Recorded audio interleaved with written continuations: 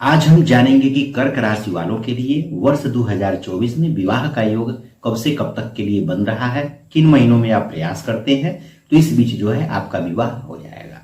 नमस्कार, मैं पंडित राजकुमार दुबे आप सभी का आपके चैनल में स्वागत करता हूं। तो आइए सबसे पहले जाने कि विवाह का कारक कौन से ग्रह माने जाते हैं और कब जो है विवाह का योग बनता है। तो अगर आप लोगों के सप्तम भाव के स्वामी की महादशा या अंतरदशा चल रही होगी या फिर उस भाव में अगर जो भी ग्रह बैठे हुए हैं या जिन ग्रहों की उस 7वें भाव पर दृष्टि होगी उन्हीं ग्रहों की महादशा या अंतरदशा में विवाह होता है। इसके अलावा अगर आप लोगों की गुरु की महादशा चल रही हो या अंतरदशा चल रही हो, शुक्र देव की महादशा या अंतरदशा चल रही हो, तब भी विवाह का योग बनता है। अब आइए जाने कि यह जो हम विवाह का योग बता रहे हैं यह किस कारण से बन रहा है। तो अगर आप लोगों का राशि जो है अगर कर्क राशि है तो कर्क राशि वालों के लिए जैसे गुरु का गोचर, जब भी गुरु और शुक्र दोनों का ही गोचर विवाह के कारक माने जाते हैं, दोनों के गोचर के द्वारा विवाह होता है। लेकिन चूंकि शुक्र का गोचर जो है एक राशि में लगभग 1 महीने तक होता है तो 1 महीने में विवाह तो हो नहीं पाता है। तो जैसे बात होने में भी टाइम लगता है, पुनः विवाह होता है तो 1 महीने में हो नहीं पाता है। इसलिए शुक्र देव के गोचर की अपेक्षा बृहस्पति देव का गोचर चूंकि एक राशि में लगभग 1 वर्षों तक रहता है तो इसलिए जो है बृहस्पति देव के गोचर को विशेष रूप से देखा जाता है कि 1 वर्ष में आराम से विवाह हो जाता है। इसीलिए बृहस्पति देव के गोचर पर विशेष रूप से ध्यान दिया जाता है। तो अब आइए जाने कि जो लोग भी कर्क राशि के हैं, कर्क राशि वालों के लिए देवगुरु बृहस्पति के गोचर के द्वारा जो विवाह का योग है वर्ष 2024 में कब से लेकर के कब तक बन रहा है।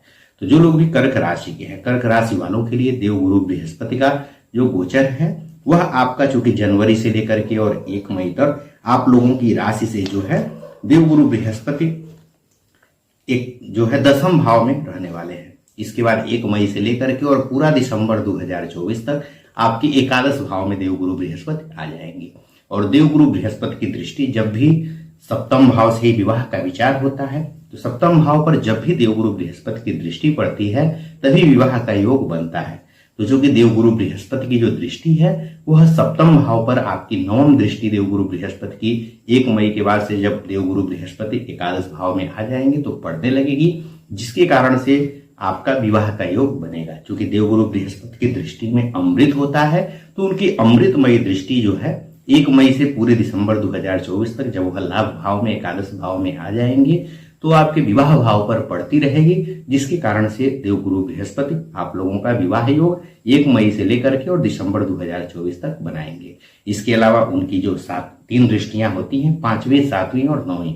7वीं दृष्टि से वह आप लोगों के पंचम भाव को देखेंगे। पंचम भाव से पूर्व जन्म के जो पुण्य होते हैं उनका विचार होता है, तो पूर्व जन्म के पुण्य भी आपके जागृत हो जाएंगे, जिसके कारण से भी आपका विवाह का योग बनेगा। तो अगर आप लोगों की विवाह की उम्र हो गई है, अगर आप अपने बच्चों के लिए देख रहे हैं उनकी विवाह की उम्र हो गई है, तो अगर आप इस समय पर प्रयास करते हैं तो निश्चित ही विवाह का योग बनेगा। तो वर्ष के शुरुआत में चूंकि 1 मई से बन रहा है तो जनवरी से लेकर अप्रैल के बीच में अगर इधर उधर आप प्रयास करते हैं तो वही जो है विवाह के रूप में आप देखेंगे कि 1 मई के बाद आपके बच्चों का विवाह हो जाएगा।